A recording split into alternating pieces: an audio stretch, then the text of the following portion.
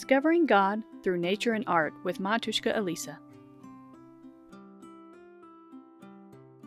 In Genesis, it says, God made the two great lights, the greater light to rule the day, and the lesser light to rule the night. Let's learn about that lesser light, the moon. Now, the moon does not shine its own light. The sun shines its light on the moon, and that light reflects back to us. Sometimes we only see part of the moon. That's because the moon revolves around the earth, and the earth revolves around the sun. Based on where the moon, sun, and earth are located, one of them might be blocking light from another, and we'll see small shadows or big shadows on the moon. These are called moon phases, and they follow the same order over and over.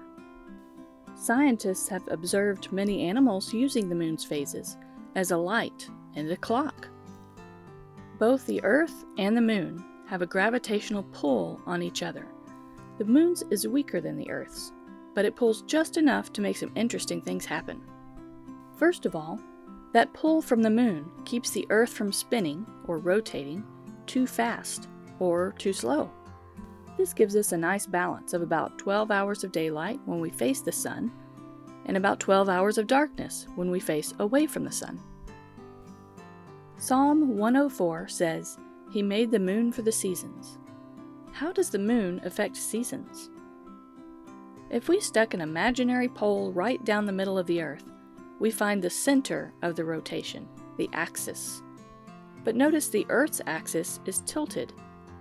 You'll find that a globe from your house or a classroom is also tilted just like the Earth.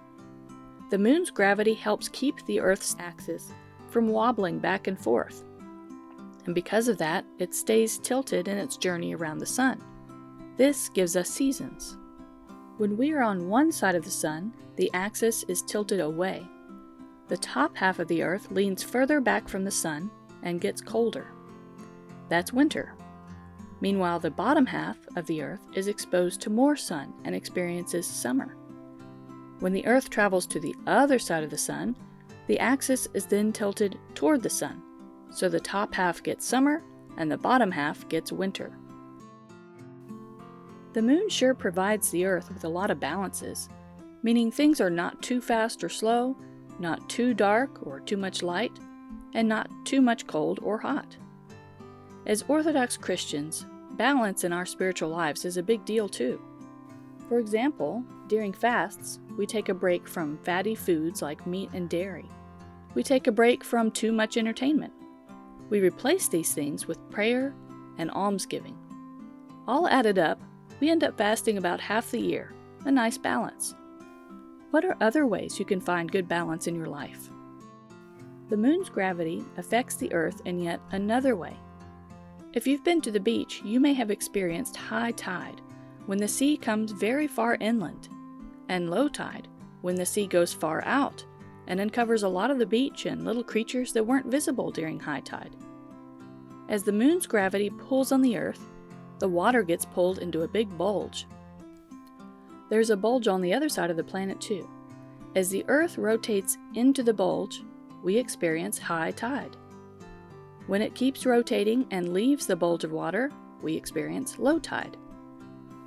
Humans, plants, and animals thrive on these regular rhythms of life the moon provides. The rhythm of day and night, the moon phases, the rhythm of seasons, and the rhythm of tides. As Christians, we have a rhythm of yearly fasts and feasts, a rhythm of gospel readings, and a rhythm of morning and evening prayers. Let's draw the moon. But is there really much to draw besides a circle? How will anyone be able to tell it's a moon? Looks like we'll need to add context. What can we draw within the same picture that will make this circle look like a moon? Start with a square or rectangle to frame your picture.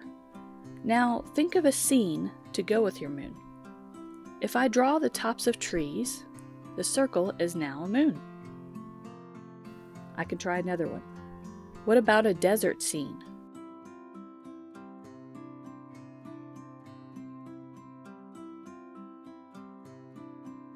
And this time, I'll draw a crescent moon phase, where most of the moon is in shadow.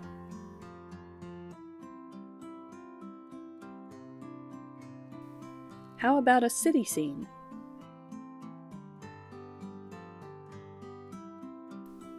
Here I went further and painted a nighttime city scene with the moon, and added dots of white paint for stars. My kids drew their own scenes.